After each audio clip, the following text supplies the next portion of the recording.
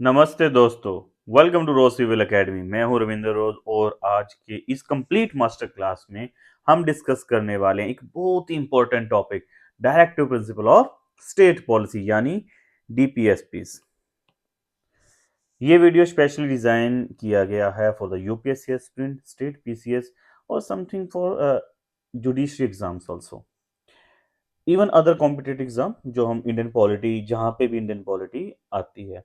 इस एक लेक्चर में हम जो कवर करने वाले हैं, हम बात करने वाले हैं डीपीएसपीस के बारे में, उनके ओरिजिन, हिस्टोरिकल कॉन्टेक्स्ट के बारे में, उसकी फिलोसफी को समझेंगे, उनके constitutional provision from article 36 to 51 systematically देखेंगे, constituent assembly debates, committee, commission के रोल, रिकमेंडेशन सब पढ़ेंगे, स्कॉलर्स व्यूज के बारे में, जुडिशियल एवोल्यूशन कैसे हो रहा है, फंडामेंटल राइट और डीपीएसपी का रिलेशनशिप क्या है, इन पूरी सीरीज में हम इसमें बात करने वाले हैं। और लास्ट में हम थोड़ा कंपैरेटिव पर्सपेक्टिव भी रखेंगे ताकि एक कंपैरेटिव व्यू भी हमें पता चलता रहे, DPSP versus provision in other countries like.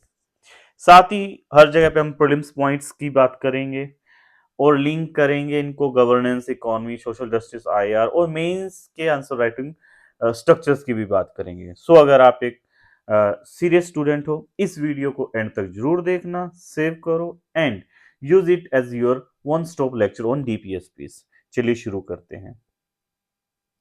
तो सबसे पहले हम बात करते हैं why study DPSPs, right. Why DPSPs matter for UPSC and other exams, मतलब वही है। सबसे पहले जो सवाल जो रहता है, इस टॉपिक को इतना डिटेल में पढ़ने की जरूरत क्या है, क्यों हम इसको इतनी डिटेल में पढ़ते हैं। अगर हम बात करें तो डायरेक्ट क्वेश्चन पूछे जाते हैं, जैसे हम बात करें प्रीलिम्स एग्जाम या ईपीएफ एग्जाम या कुछ और कॉम्पिटिटिव एग्जाम में, उनकी लोकेशन के बारे में पूछा जाता है, सोर्स के बारे में पूछा जाता है, कहाँ से इसको बोरो किया है। जैसे हम बात करें डीपीएसपी की तो फ्रॉम द आयर्स कॉन्स्टिट्यूशन की बात करते हैं। इसका नेचर क्या है, जस्टिसेबल है या नॉन जस्टिसेबल है, फंडामेंटल इन गवर्नेंस है, क्या है, हम इसके बारे में बात करते हैं। सबसे इंपॉर्टेंट फिर इसके क्लासिफिकेशन की बात होती है, क्या ये सोशलिस्ट है, गांधी में से कौन से हैं, या लिबरल इंटेलेक्चुअल कौन से हैं, वो डिफरेंशिएट की बात की हो सकती है। स्टेटमेंट बेस्ड एमसीक्यूज भी आ सकते हैं इन्हीं के आधार पर। फिर अगर मेंस की बात करें तो topic on welfare scheme, health, education, social justice, reservation, universal civil code, federal scheme implementation, इन सब का कॉन्स्टिट्यूशनल एंगल डीपीएसपी में है। Question like if I talk about for example, examine the role of DPSPs in making India a welfare state. Simple question लगता है कि sir ये तो कहाँ से ही पूछा जाएगा, बट ऐसे क्वेश्चन पूछे जाते हैं। Discuss the relationship between fundamental rights and DPSPs in the light of judicial decision, right. अगर हम जीएस वन के सोसाइटी में बात करें, हम पॉवर्टी के बारे में पढ़ते हैं, इनक्वालिटीज, कास्ट, जेंडर जस्टिस।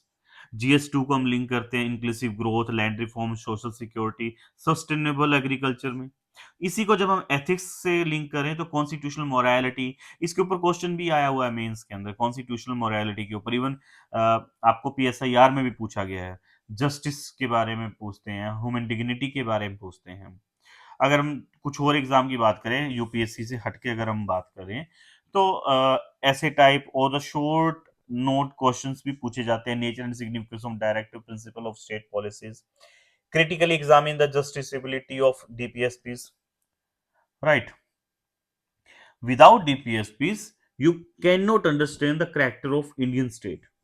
अगर हम conceptual importance की बात करें, for example, we can say, are we just a liberal democracy protecting rights, or are we also a socialist welfare state trying to reduce inequalities actively? So remember, fundamental rights बताते हैं state क्या नहीं करेगा, DPSP बताते हैं state को क्या करना चाहिए, राइट। तो सबसे पहले हम बात करें, अब हम आते हैं constitution, location, text, basic meaning पे। तो हम लोकेशन की बात करें तो हम इसे पार्ट 4 में पढ़ते हैं कॉन्स्टिट्यूशन के, फ्रॉम आर्टिकल 36 टू 51 पढ़ते हैं। सोर्सेज के मैंने बात कर लिया, inspired mainly by the Irish constitution. और नेचर हम अभी बात कर चुके हैं नेचर की, तो डायरेक्टिव प्रिंसिपल की जो नेचर है नॉन जस्टिसेबल है बट फंडामेंटल इन गवर्नेंस बोला जाता है। तो याद रखना, प्रीलिम्स के लिए डायरेक्ट फैक्ट्स पूछे जाते हैं और पूछे भी गए हैं, तो याद रखना इन सब फैक्ट्स को। तो सबसे पहले आर्टिकल 36 के बारे में बात करते हैं आर्टिकल 36। तो आर्टिकल 36 क्या कहता है? In this part unless the context otherwise require the state has the same meaning as in the part 3. That mean article 12 की definition यहां भी apply होती है. For example, the same meaning as article 12 as a part 3 include क्या क्या? Government of India, Parliament, state government, state legislature, local authority, other authority within the territory of India or under the control of government of India. जो state आप fundamental right में पढ़ते हो वही DPSP follow करने के लिए ड्यूटी बाउंड है, ये आर्टिकल 36 हमें बताता है। इसी के तहत आर्टिकल 37 की बात करें तो आर्टिकल 37 हमें क्या बताता है? आर्टिकल 37 हमें बताता है, article 37 is the key provision defining the characters of DPSPs. It contains three crucial ideas. कौन कौन से? सबसे पहले क्या है? Non justiciable. The provision contained in this part shall not be enforceable by any court. Court cannot be approached to directly enforce DPSPs.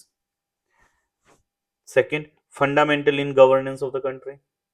But the principle, याद रखना, but the principle therein laid down are nevertheless fundamental in the governance of the country. इस बात को याद रखना. Despite being non-justiciable, they are fundamental guiding norms. Right? The third is duty of the state to apply these principles in making laws. मतलब duty of the state, and it shall be the duty of the state to apply these principles in making laws.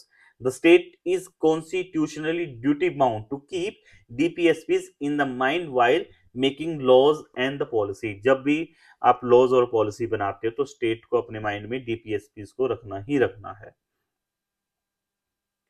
तो अगर हम बात करें इन जो हमने three की phrases for the mains answers, non justiciable, fundamental in the governance of the country, duty of the state to apply them, right. तो आप जब भी डीपीएसपी के आंसर लिखोगे तो इंट्रो या कंक्लूजन में इन तीनों को एक दो फ्रेज जरूर डाल सकते हो, राइट। तो अगर हम बात करें नेम इटसेल्फ, तो इसका हम डिकंस्ट्रक्ट करते हैं, तो इसका नाम डीपीएसपी क्यों रखा गया? तो सबसे पहले डीपीएसपी में directive principle of state policy, ये रहता है हमारा नाम। तो सबसे पहले आता है डायरेक्टिव। डायरेक्टिव मतलब, डायरेक्टिव का मतलब इंस्ट्रक्शंस, डायरेक्शंस। नंबर दो, प्रिंसिपल्स मतलब core values, basic norms, right, of the state policy, of the state policy for the law making and governance by the state. So the DPSPs are basically instructions or guidelines to the state to pursue certain social, economic, and political goals. They do not confirm individual right, but they impose obligation and set goals for the state. अगर हम scholars की बात करें, scholars इसको क्या बोलते हैं? Instrument of instructions to the government, part of the conscious of the constitution along with fundamental right. ये किनका कहना है? हमारे स्कॉलर्स की बात करते हैं, राइट। अब हम पढ़ते हैं थोड़ा हिस्टोरिकल कॉन्टेक्स्ट के बारे में, थोड़ी कमिटीज, कॉन्स्टिट्यूट असेंबली डिबेट हम इस सेगमेंट में कवर करेंगे। तो अगर हम बात करें इंपॉर्टेंट जो कॉन्सेप्चुअल सेगमेंट है, जो historical context and evolution, why did India need DPSPs? क्यों चाहिए था इंडिया को डीपीएसपीस? We must imagine that India in 1930 और 40s, इंडिया 1930 और 40s की अगर हम बात करें तो डीप सोशियो इकोनॉमिक्स इनक्वालिटीज थी इंडिया के अंदर, widespread poverty, unemployment, literacy, zamindari, exploitative tenancy, landless और indebted peasants, rigid caste hierarchy, untouchability, exclusion, women had limited access to education, property and political participations, right? उसके बाद जो colonial state उसका क्या role था? They focus on revenue extraction, law and order, not welfare. कई बार बोल देते हैं कि ये वेलफेयर के लिए थे, नहीं, वो वेलफेयर के लिए नहीं थे, वो रिवेन्यू को पाने के लिए थे। We can say the low public spending on health, education and social security. तो उसकी अगर हम बात करें, ये हमने अभी पढ़ा, तो फ्रीडम स्ट्रगल्स डिमांड क्या थी? जो हम फ्रीडम स्ट्रगल की बात करें तो उनकी डिमांड क्या थी? If you talk about the national movement, जो नेशनल मूवमेंट लीडर्स थे, realize that political independence alone is not enough, they must be social and economic transformation, मतलब end to exploitation, equitable distribution, labour right and peasant rights की बात करते थे। सो जब constitute assembly बैठी, एक क्लियर कॉन्शियस था कि India should not be merely a political democracy, it must evolve into a social and economic democracy as well, right? So DPSP are the constitutional expression of the aspiration, right? DPSPs are constitutional expression of the aspiration, right? तो अगर हम बात करें pre constitution root की, तो DPSP का idea suddenly 1947 में नहीं आया। ऐसे नहीं था कि 1947 में ही कि अचानक से रात को सोए और सुबह जागे तो बोले डीपीएसपी, ऐसा कुछ नहीं था।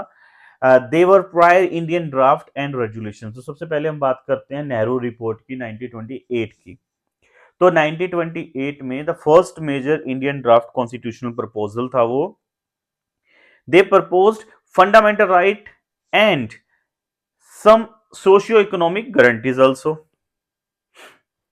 emphasized civil liberties, but also social justice and economic welfare. Even though it didn't use the term DPSPs, उन्होंने DPSPs को यूज नहीं किया था, it planned to be seen that a constitution must address both political and socio-economic rights. Okay, तो अगर हम बात करें सेकंड पे, Karachi resolution 1931 passed by Indian National Congress at the Karachi. There is a two part, fundamental rights and economic and social programs. This program include labor rights, living wages, limited working hours, right of peasants and workers, state ownership, control of key industries, protection of women and children, and social security measures. ये सब बाद में DPSP के form में दिखता है, especially in article. If we talk about, तो कौन कौन से आर्टिकल थे? आप 38 की बात कर सकते हो, 39, 41, 42 एंड 43 में डायरेक्टली हमें दिखाई देते हैं कराची रेजोल्यूशन की चीजें। तो labour and peasant movements 1930-40s में जो चले थे, उसमें ट्रेड यूनियन, किसान सभा, सोशलिस्ट ग्रुप्स डिमांड, जिसमें उन्होंने बात रखी गई थी मिनिमम वेजेस की, 8 आवर वर्क डे की, right to form unions, protection against exploitation. These socio-economic demands were well known to constitution makers and clearly shaped DPSPs, right? ये हमने भी बात की। तो अब हम बात करते हैं कमेटीज इन कॉन्स्टिट्यूंट असेंबलीज। तो इनसाइड द कॉन्स्टिट्यूंट असेंबली की बात करें, ये कमेटीज भी पूछी जाती है, याद रखना पूछी गई हैं। Within the assembly, there were a complex committee structure. Three bodies are key for the DPSPs। अगर हम बात करें, काफी और भी थी, पर हमें कौन सी बात करनी है जो DPSPs के लिए इंपॉर्टेंट है। तो सबसे पहले अगर हम बात करें advisory committee on fundamental rights, minority etcetera, तो इनको चेयर कौन कर रहे थे? सरदार पटेल जी चेयर करते थे। इनके रिकमेंडेशन, जो इन्होंने क्या रिकमेंडेशन दी थी? A division between justiciable right which become fundamental right part 3 and non justiciable directives which became DPSP's part 4 of the constitution. The committee recognized that India did not yet have the resources or administrative capacity to guarantee certain socio economic right as enforceable right, but they still deserve constitutional recognition as a whole। मतलब उनका दिमाग आज से काफी time तक का चलता था वो, अगर हम उस टाइम की बात करें, तो उन्होंने ये बोला था कि हम फंडामेंटल इसकी कैपेसिटी नहीं है जो हम गारंटी करेंगे, बट इनको कॉन्स्टिट्यूशनल रिकॉग्नाइजेशन देंगे, एज उनका ये मेन गोल था, राइट? तो sub committee on fundamental rights, इनको कौन चेयर करता था? इनको कृपलानी जी चेयर करते थे, J B Kripalani ji. Examine multiple draft and proposal on rights, हम ये इस कमेटी की बात कर रहे हैं। Debated which socio-economics entitlement should be fundamental right and which should be a directive principle, दोनों में इन्होंने बताया।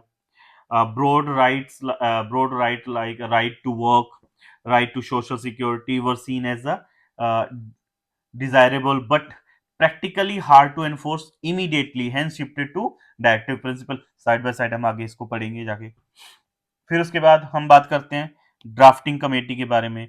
As we all know, chaired by doctor Bhim Ambedkar. They translated these recommendation into concrete constitutional text. Deliberately used term डीप इन्होंने सबसे पहले बात की थी डीपीएसपी की directive principle of state policy taking inspiration from the Irish constitution but filled them with Indian socio political content. काफी बार बात होती है कि हमारा कॉन्स्टिट्यूशन तो भैया कॉपी है कहीं कहीं से. नहीं, हमने इंस्पिरेशन लिया था but filled them with Indian socio political content. Right. जब मैं अपने फंडामेंटल राइट की बात कर रहा था तो मैंने आपको इवोल्यूशन बताया था कि इंस्पिरेशन जरूर हमने किसी मॉडर्न कॉन्स्टिट्यूशन से ली है, बट जो इंस्पिरेशन जो हमारे हिस्टोरिकल इवोल्यूशन हुआ है हमने वहीं से सब कुछ उसके अंदर रखा है. सो एक लाइन में we can say freedom struggle की socio economic demand, assembly committees recommendations, drafting committees work made part for DPSP. Clear. तो अगर हम बात करें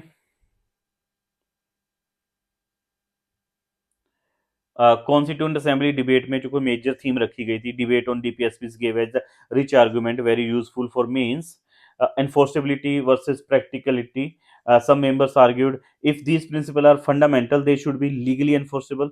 नॉन जस्टिबल बनकर इनको वॉइस डिक्लेरेशन ना बनाया ना बना दिया जाए.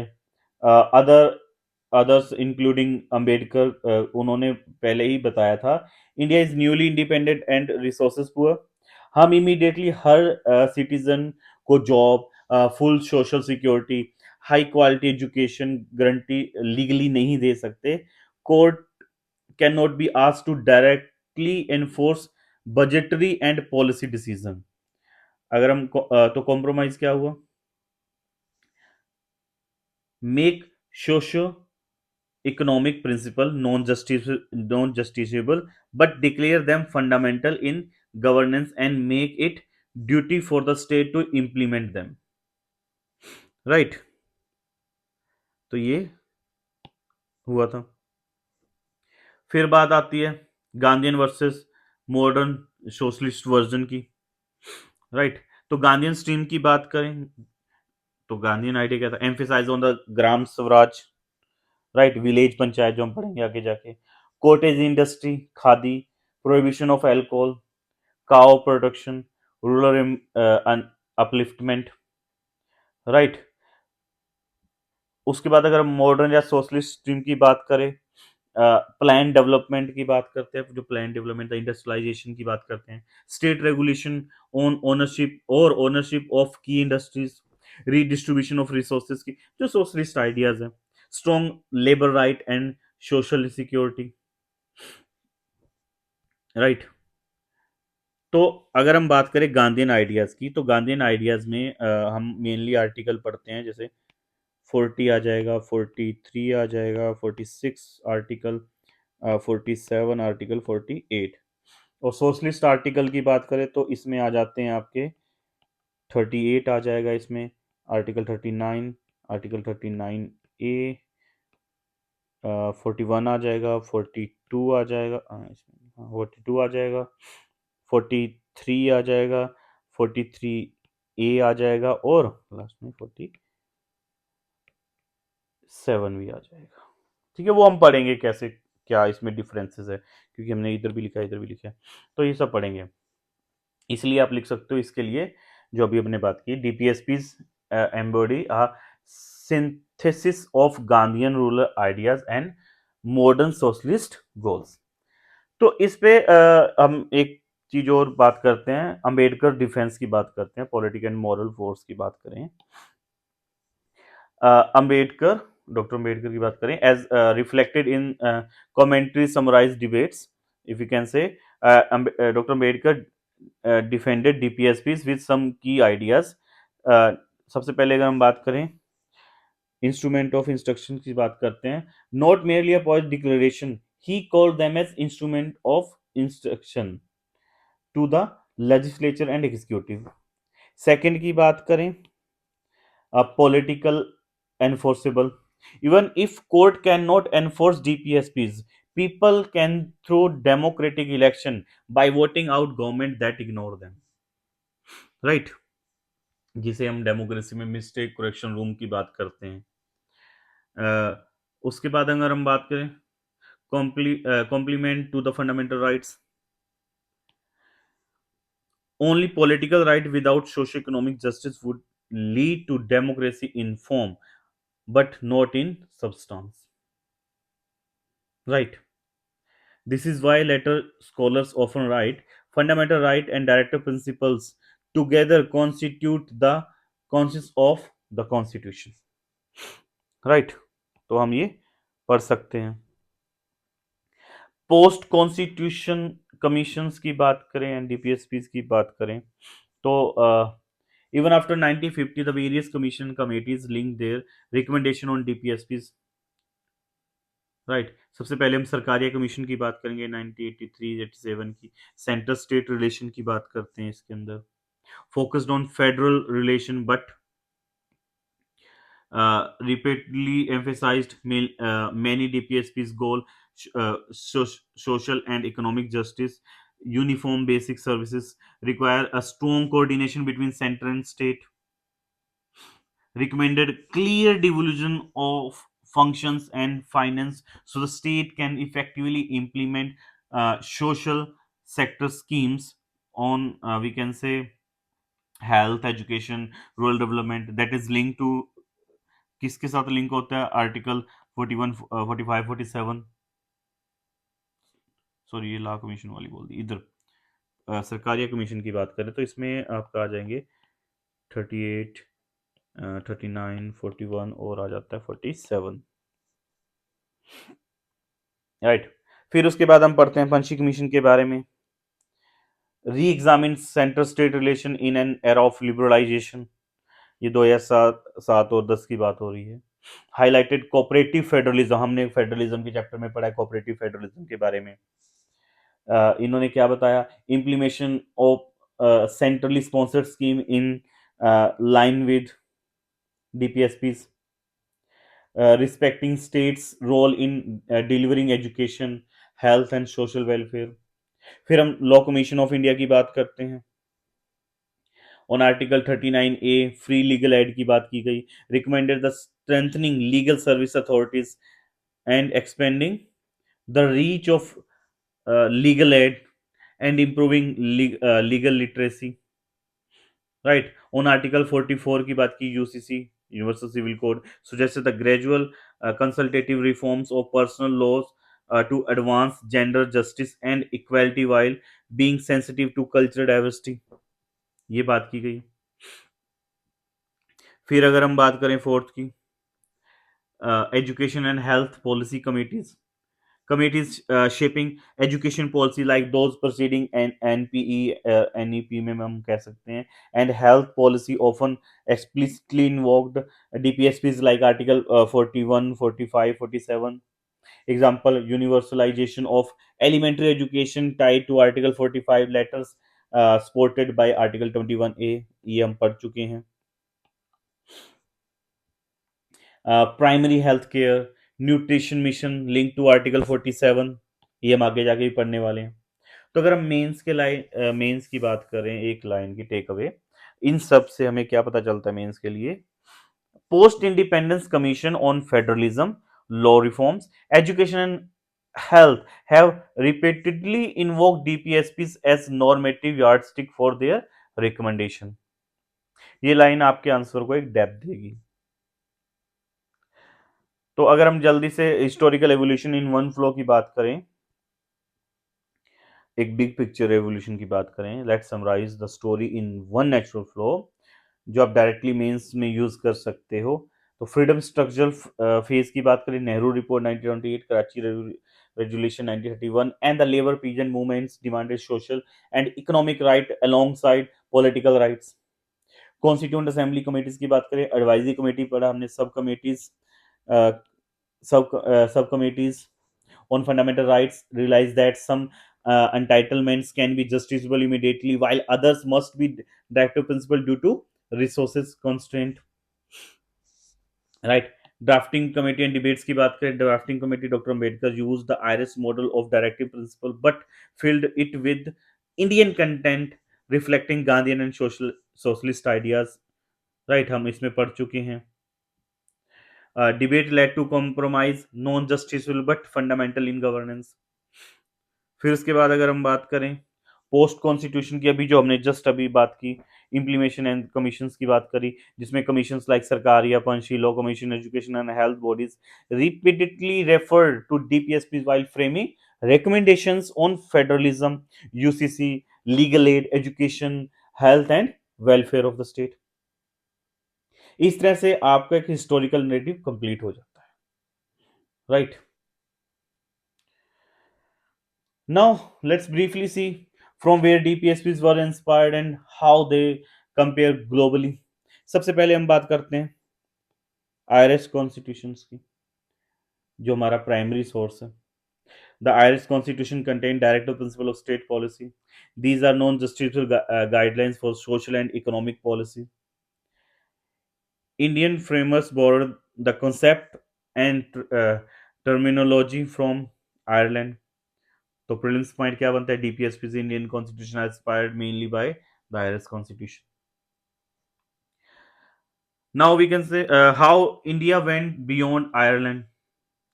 Indian DPSPs are broad in scope, include Gandhian village panchayat, UCC, cow protection, international peace, separation of judiciary, etc. They embedded the experience of Indian freedom struggle, Gandhian philosophy, and socialist planning. Comparison with other nation like UK, US.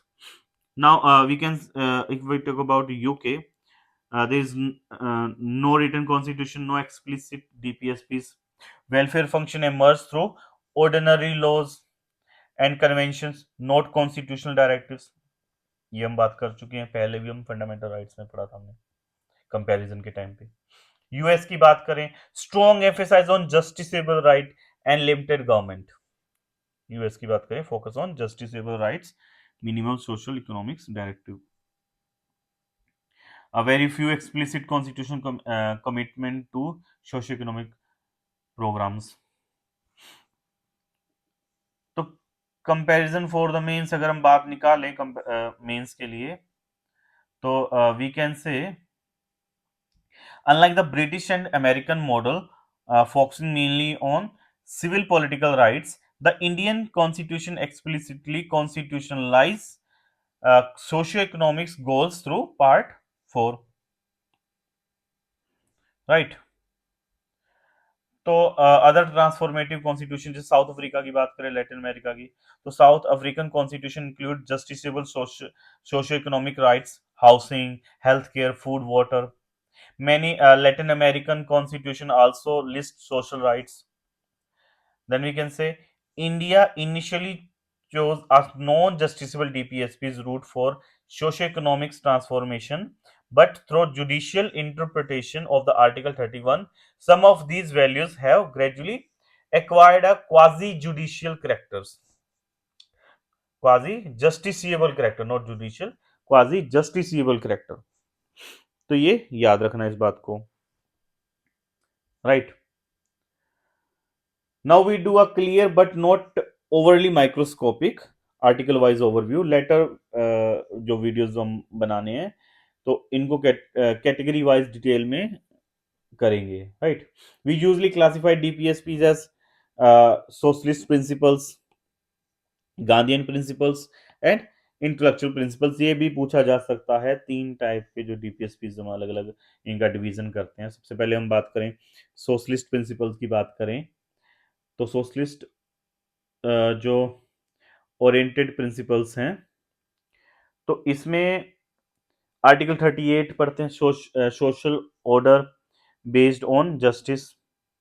The state shall strive the promote to promote the welfare of the people, secure social, economic and political justice, minimize inequality in income and status, यूजन means link to poverty reduction inequality welfare state. इसी में article 39 की बात करें, principle of principles of policies, तो directed state policy towards adequate means of livelihood for all, फिर we can से distribution of material resources to serve the common good, prevention of concentration of wealth, equal pay for equal work for men and women, right? Protection of workers' health and strength, protection of children and the youth from exploitation, forms the basic of land reform, social security and labor laws. Article 39A equal justice free legal aid की बात करता है। तो ये क्या है? Inspired by 42nd amendment act, right? ये सब हमने इसमें डाला हुआ है, ठीक है। in, ensures that opportunities for securing justice are not denied by reason of economic or other disabilities, right? Basic for legal service authorities, legal aid clinics like lok adalat, right? ये सब हमने पढ़ा अभी। आर्टिकल 41 इसमें हम पढ़ेंगे right to work, education and public assistance की बात करेगा। Within the limits of economic capacity and development, the state shall make provision for right to work, right to education, public assistance in the case of unemployment, old age, sickness and disablements। इसी में 42 की बात करें तो 42 humane condition of work and maternity relief, ensure just and humane condition of work, right. Maternity leave relief की बात करें तो basics for law like the maternity benefits act. Article 43 क्या बोलेगा? आर्टिकल 43 में पढ़ेंगे living wages and decent standard of life, aims at ensuring a living wages, not just a minimum wages, promote a decent standard of life, lasers social and cultural opportunity for workers। फिर 43A पढ़ेंगे inspired by 42nd amendment act, जिसमें हम workers participation management की बात करेंगे, encourages participation of workers in management of industries. फिर article 47 की जब हम बात करेंगे nutrition, standard of living and public health, duty of state to raise the level of nutrition and the standard of living and to improve the public health, also call for the provision of intoxicant drink and drugs injurious to the health। ये दारू ban जो रहता है वो हम सब पढ़ेंगे। फिर हम आ जाएंगे गांधीयन डीपीएसपीस पे। तो आर्टिकल 40 की बात करेंगे यहाँ पे village panchayat, organization village panchayat as a unit of self government led to the 73rd constitutional amendment, the panchayati raj system। तो आर्टिकल 43 में कॉटेज इंडस्ट्री के बारे में पढ़ेंगे, promotion of cottage industry in rural areas on individual and cooperative basis.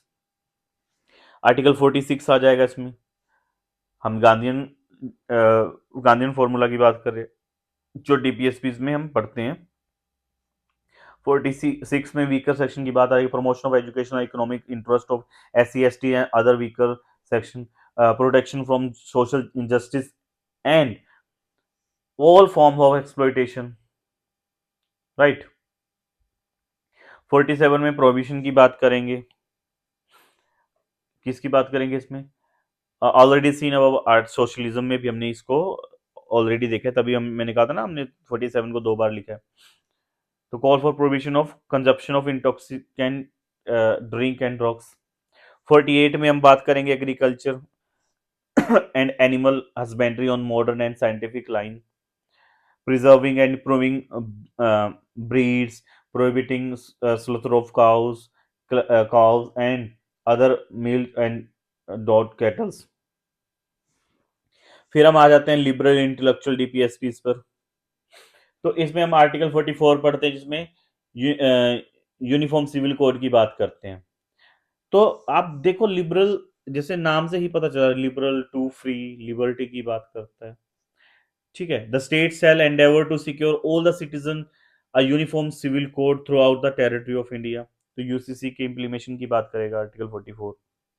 काफी debate भी रहा है इसके ऊपर, हाईली डिबेटेड है ये। Involve secularism, gender justice and cultural rights. Article 45 को हम पढ़ेंगे early childhood care and education के बारे में, राइट। तो अगर हम बात करें after 86th amendment, the state is required to provide early childhood care and education for all children until they complete the age of 16। 48 में scientific agriculture and animal husbandry की बात करेंगे। We already saw part modern and scientific agriculture and animal husbandry. Article हम बात करेंगे 49 की, protection of monuments. The state shall protect monuments and objects of national importance from spoliations, disfigurement and destruction etc. इसके बारे में बात करेंगे। जब आर्टिकल 50 की बात आएगी तो separation of judiciary from executive की बात करेंगे, राइट। ये हम पहले भी पढ़ चुके हैं। The state, we can say the state shall take step to separate the judiciary from the executive in the public service of the state, important for independence of subordinate judiciary, right। Article 51 की बात करेंगे promotion of international peace and security, where we can say promote international peace and security, just and honorable relation between nations, respect for international law, settlement of international dispute by arbitrations। ये article India के foreign policy vision के साथ align होता है। Peaceful coexistence, UN, multi लेटरलिज्म की बात करते हैं, राइट। ये हम तीन टाइप की डीपीएसपी की बात करते हैं। फिर हम बात करते हैं relationship between DPSP and fundamental right की। ये भी एक इंपॉर्टेंट सेगमेंट है, इसके बारे में हम बात करते हैं। तो हाईली आज मेन टॉपिक है ये, डीपीएसपी वर्सेस फंडामेंटल राइट। तो बेसिक कॉन्ट्रास्ट की बात करें, फंडामेंटल राइट्स पार्ट 3 में है, जस्टिसेबल है, enforceable in court. Mainly negative obligation है, स्टेट को क्या नहीं करना चाहिए, no arbitrary arrest, no discrimination, जो हम ऑलरेडी पढ़ के आ चुके हैं उसमें। जबकि डीपीएसपी की बात करें वो किस में आता है, पार्ट 4 में आता है। नॉन जस्टिसेबल है, non not directly enforceable in court. Mainly positive obligations है, स्टेट को क्या करना चाहिए, like secure livelihood, reduce inequality, improve health etcetera. तो स्कॉलर ऑफनली put it as fundamental rights are freedom from state operation, DPSPs are freedom through positive state action, right. तो ये हम पॉजिटिव एप्लीकेशंस की बात करते हैं, इसको याद रखना। तो अर्ली जुडिशियल व्यूज की बात करें, fundamental right superior to DPSPs, तो ये कैसे एवोल्यूशन हुआ। तो state of Madras versus Champakam Dorairajan राजन केस 1951 की जब हम बात करते हैं, Madras government communal reservation policy versus right to equality and non discrimination, ये हम ऑलरेडी पढ़ चुके हैं। Then supreme court held in this case, if there is a conflict, if there is a conflict between fundamental rights and DPSP, fundamental rights are prevail. DPSP must give way in case of inconsistency. Consequences क्या हुए, parliament pass the first amendment, constitutional amendment act 1951, हम पढ़ चुके हैं ये भी। Added क्या add किया था इन्होंने, added article 15 under clause 4 to allow special provision for advancement of socially and educationally backward classes. This showed Parliament's intention to protect DPSP-based social economics reform even by amending fundamental rights. तो आप ये चीज इसको coat कर सकते हो इसमें, right. तो अगर बाद के एवोल्यूशन की बात करें तो सब्सिक्वेंट लैंडमार्क केसेस रहे हैं, डिटेल में हम पढ़ेंगे इसको बाद में।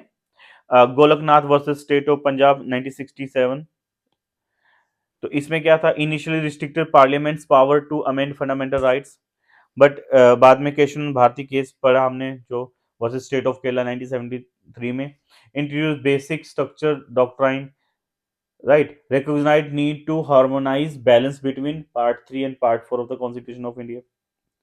फिर हम पढ़ते हैं,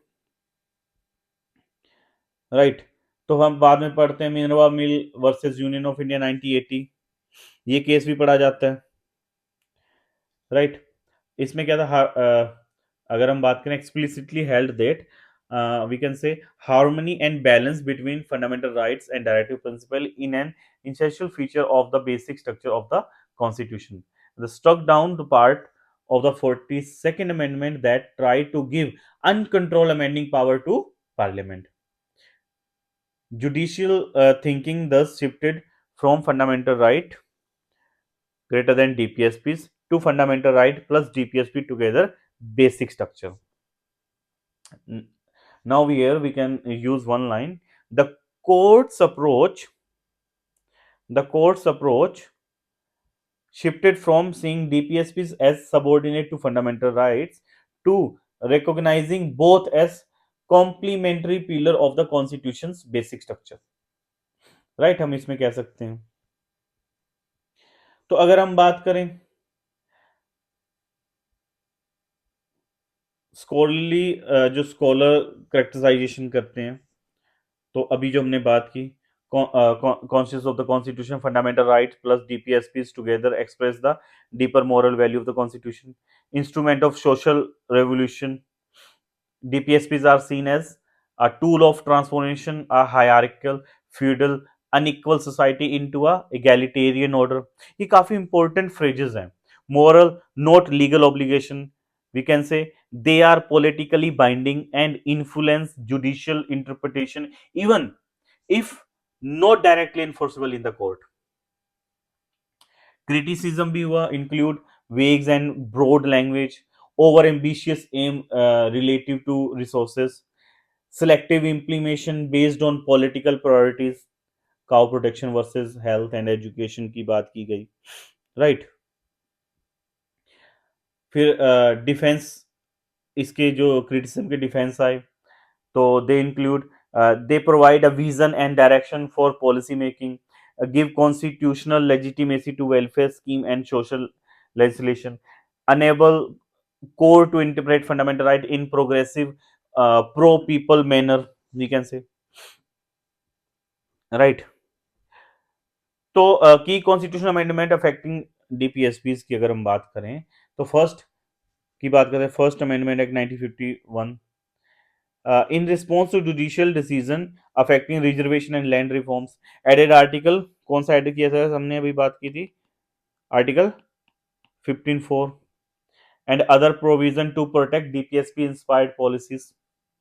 फिर बात करते हैं 42nd अमेंडमेंट की, 1976 में हुआ, added article 39A free legal aid की बात करी इसमें, added article 43A workers participation in management, inserted article 48A environment as a fundamental duty, strengthen the socialist and welfare orientation of constitution, right? फिर हम बात करते हैं 44th अमेंडमेंट एक्ट 1978 की, downgraded right to property from fundamental right to constitutional legal right, article 300A में हम इसको पढ़ते हैं अब, facilitated land reform laws align with article 39B under clause C. फिर हम पढ़ते हैं 86 amendment act 2002, inserted article 21A right to education as a fundamental right, modified article 45 to focus on early childhood care and education. Now for the means, we can say over a time several co DPSP's objective like education and social economic reforms have moved closer to justiciability through constitutional amendment and judicial interpretation, right? ये चीजें हम criticism ये सब हम पढ़ चुके हैं। Debatable अगर इश्यूज की बात करें लिंक टू डीबीएसपी, सबसे पहले यूनिफॉर्म सिविल कोड की बात करते हैं, इक्वालिटी वर्सेस रिलीजियस फ्रीडम की बात करें, debate between gender justice and equality versus religion freedom and cultural autonomy, question of federalism when state discuss their own sorry civil codes. फिर उसके बाद प्रोहिबिशन एंड काउ प्रोटेक्शन की बात करें, article 47 and 48, balancing public health, individual choice and livelihoods, cow protection की बात करें तो इसमें हम इसमें रिलीजियस एंगल लगा के सकते हैं, economy and law and order. फिर सोशलिज्म एंड मार्केट इकोनॉमी की बात करते हैं, post 1991 liberalisation, how to reconcile DPSPs emphasise on equality and redistribution with market driven growth. जब इन्वायरमेंट की बात आती है, environment protection and sustainable development की जब बात आती है, तो article 48 plus article 48 A and 51 A and clause G, climate change, sustainable agriculture, environmental justice की बात करते हैं। In every debate, the examiner expect constitutional text, historical intent, uh, current policy or legal scenario, pro and cons, a balanced way forward, consistent with constitutional values. Right.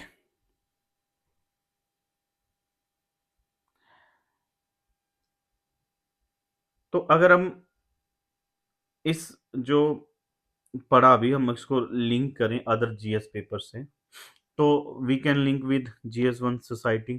मैंने पहले ही बात की, poverty inequality, caste, gender justice, link to article 38, 39, 46, 47। GS two में अगर हम बात करें, पॉलिटी एंड गवर्नेंस की, welfare scheme, health, education, food security, reservation, local governance, rooted in part four. GS three की बात करें, इकोनॉमिक एंड इन्वायरमेंट की, inclusive growth, land reform, social security, article 38, 39, 41, 43, sustainable agriculture environment, article 48, 48 A, 51 A and clause G. तो the last two not DPSP, so we can discuss also. GS four की बात, ethics की बात करें तो हम उसमें बात कर सकते हैं एथिक्स की। तो उसमें DPSP reflect constitutional morality, justice, human dignity, common goods.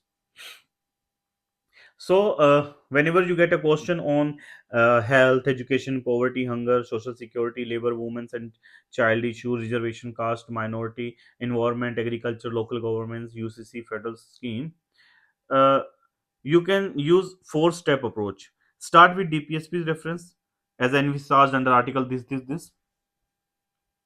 Add relevant scheme cases like Manrega, Ayushman Bharat, right to education, mid day meals etcetera. Case like Olga Tellis, हम आगे पढ़ेंगे, यूनिक उन्नी कृष्णा, ठीक है, Kesavan Bharati case, Minerva mill case, with the DPSP influence fundamental right interpretation, bring scholars flavour, use phrases like instrument of social revolution, conscious of the constitution, transformative constitutionalism, and conclude with dpsp's language to realize the vision of welfare state and social economics democracies। इससे आपका answer क्या होगा? एक rich constitutional and analytical, right. तो ये सब हमने इसमें पीडीएफ में डाल रखा है। अगर हम एक रिकैप की बात करें जल्दी से, तो डीपीएसपी आर्टिकल पार्ट 4 में है, आर्टिकल 36 से 51 तक of the constitution. Nature, article 37, non justiciable but fundamental in governance, duty of the state to apply them, ठीक है। ओरिजिन की बात करें, rooted in freedom struggle, Nehru report, Karachi resolution, labour and peasant demand की बात करी। मॉडल्ड कंसेप्चुअली की बात करें, Irish directive principle but enriched by Gandhian and socialist ideas. Committees and debates की बात करें, advisory committee, sub committees on fundamental right, drafting committee, shape DPSP. Debates, balanced enforceability versus practicality, Gandhian versus socialist vision. Article wise coverage की बात करें तो social and economic justice, article 38, 39, 39 A etcetera, Gandhian ruler ideas 40, 43, 46 के बारे में पढ़ा। Liberal intellectual principles की बात करें, उसमें हमने किसके बारे में पढ़ा? 44, 45, 49, 50, 51 के बारे में पढ़ा। फंडामेंटल राइट डीपीएसपी रिलेशनशिप के बारे में पढ़ा। Initially fundamental rights larger than DPSP थे चंपक दुराय राजन केस में। Later harmony and basic structure की बात कर, सुनंद भारती केस और मिनरवा मिल केस में हमने बात करी। फिर अमेंडमेंट की बात करी, क्या इसको रिफ्लेक्ट करते हैं और अफेक्ट करते हैं। First constitutional amendment act, 42nd, 44, 86 amendment gradually strengthen and partially justiciably DPSP's goal. Relevance की जब हम बात करें, डीपीएसपी's अंडरपाइन almost every major welfare policy and social sector scheme in Indian in India today, right? दोस्तों, अगर आप यहाँ तक वीडियो देख रहे हो, that means you are genuinely serious aspirants. इस मास्टर क्लास के बाद डीपीएस पे आपके लिए सिर्फ एक लिस्ट ऑफ आर्टिकल्स नहीं बल्कि कॉन्स्टिट्यूशन का लिविंग विजन बन जाएगा, या जाना चाहिए। तो नेक्स्ट वीडियोस में हम डीपीएसपीस के क्लासिफिकेशन के हिसाब से डिटेल में देखेंगे, socialist, Gandhian, liberal, intellectual with article wise explanation, important schemes and policies, landmark cases etcetera, और करंट अफेयर को भी जो रिसेंटली लिंक करेंगे, राइट। अगर आपको ये मास्टर क्लास हेल्पफुल लगा हो तो वीडियो को लाइक करें, राइट, कमेंट करें और इसको शेयर जरूर करें अपने फेलो स्टूडेंट्स के साथ। चैनल को सब्सक्राइब जरूर करें और बेल आइकन दबाएं ताकि आपको नेक्स्ट डीपीएस वीडियोस का नोटिफिकेशन तुरंत मिले। मैं हूं Ravinder Rose from Rose civil academy. Now signing off. मिलते हैं नेक्स्ट वीडियो में जहां हम डीपीएसपीस को आर्टिकल वाइज स्कीम के लॉज एंड करंट अफेयर के साथ डिकोड करेंगे। Thank you so much. Bye bye.